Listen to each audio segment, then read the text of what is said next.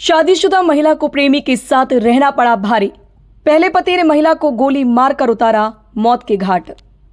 दरअसल पूरा मामला यूपी के जिला अलीगढ़ का है, जहां थाना क्वार्सी के होली चौक इलाके में एक महिला को पहले पति ने अपनी पत्नी को गोली मारकर मौत के घाट उतार दिया। बताया जा रहा है कि महिला ने 4 माह पूर्व दूसरी शादी कर ली थी, जिससे नाराज महिला के पहले पति ने महिला के सिर में गोली मारकर उसे मौत के घाट उतार दिया। घटना के बाद मौके पर पहुंची पुलिस ने मौके से आरोपी को हिरासत में ले लिया। वहीं इस पूरी घटना की जानकारी देते हुए क्षेत्राधिकारी तृतीय अमृत जैन ने बताया कि थाना क्वार्सी के होली चौक इलाके में पीड़ित ने अपनी प्रेमिका के किडनैप होने की सूचना दी। अभी PRV 4061 ने तुरंत ही इस बात का संज्ञान लेते हुए मौके पर पहुंचकर जांच पड़ताल शुरू की और घर के मेन दरवाजे पर पहुंचकर जब PRV इस महिला से जांच पड़ताल कर रही थी, तभी घर के मेन दरवाजे के पीछे छुपे उस महिला के पति ने महिला को व उसके प्रेमी को मारने की नियत से एक फायर किया। तुरंत ही PRV ने किसी तरह से महिला, उसके प्रेमी व खुद को उस फायर से बचाया एवं दूसरा फायर करने से पहले ही पुलिस ने हमलावर को अपनी हिरासत में ले लिया। इसी दौरान गोली महिला के सिर में जा लगी, जिससे महिला गंभीर रूप से घायल हो गई, जिससे तुरंत ही दीनदयाल अस्पताल ले जाया गया, जहां डॉक्टर्स द्वारा उसे मृत घोषित कर दिया गया।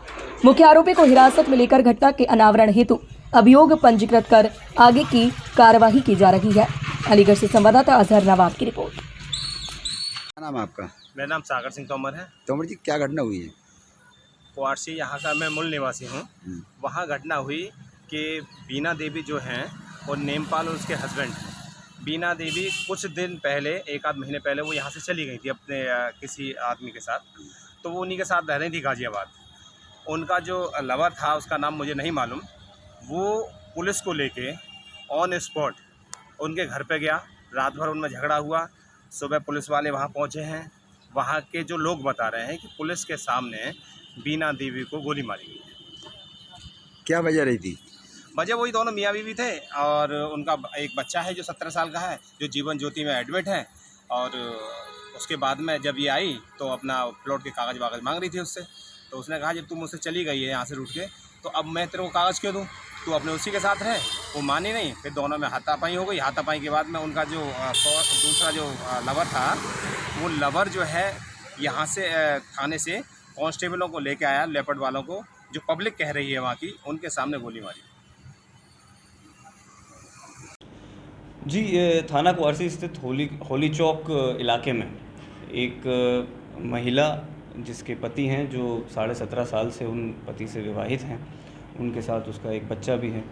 उस पति ने, क्योंकि महिला का एक किसी अपने प्रेमी के साथ रहना और उससे बात करना, यह जब पति को पता चला तो आपस में इनकी अनबन काफ़ी दिनों से चल रही थी। तो इसी बात से क्षुब्ध होकर आज महिला को उसी के पति ने गोली मार दी। सर, क्या जो गोली मारी गई है वो पुलिस के सामने मारी गई?